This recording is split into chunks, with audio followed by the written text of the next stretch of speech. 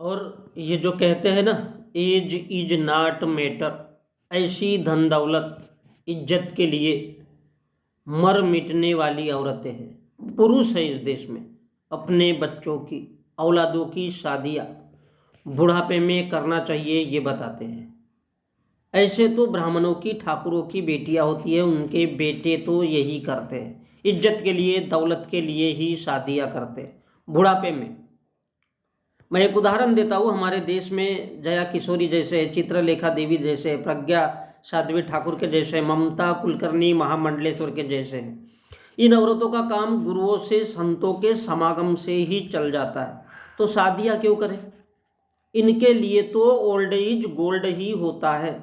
सोना है बस, किसी के भी साथ क्यों ना हो।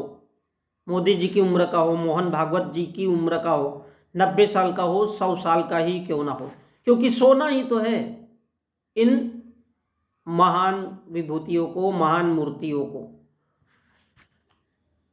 इसलिए क्या चाहिए? इज्जत चाहिए, पैसा चाहिए, क्योंकि ओल्ड इज गोल्ड होता है। सोना ही तो है, चाहे पुरुष क्यों, कोई भी क्यों ना हो, 100 साल का क्यों ना हो, 150 साल का क्यों ना हो। Age is not matter. और इसलिए कहते हैं कि पैसा तो रांड भी कमा लेती है, इज्जत नहीं कमाती। इज्जत नहीं कमाती। शरीर पर जवान चढ़े, बूढ़ा आदमी चढ़े, क्या फर्क पड़ता है, लेकिन इज्जत वाला, पैसे वाला तो होना ही चाहिए। और ये जो बड़ी बड़ी इस देश की वेश्याएं होती है, अभी जिनके नाम लिया, इसलिए ये क्या करती है, 30 लाख लेती है, 40 लाख लेती है, ये इनकी फीस होती है। वो पैसों के लिए, इज्जत के लिए कथा वाचन, भजन इत्यादि में व्यस्त रहती है।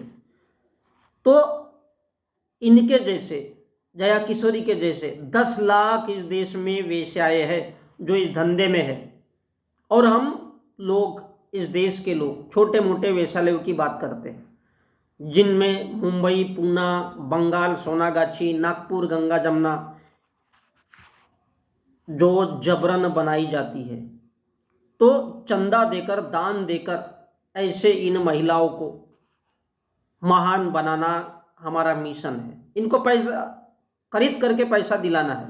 और यही कारण है कि विदेशी इन महान वेश्याओं को देखने के लिए भारत में आते हैं, जो शौक से 10 लाख, 20 लाख, 30 लाख फीस वसूलते हैं और अपने कपड़े खुद ही उतारते हैं अपनी मर्जी से।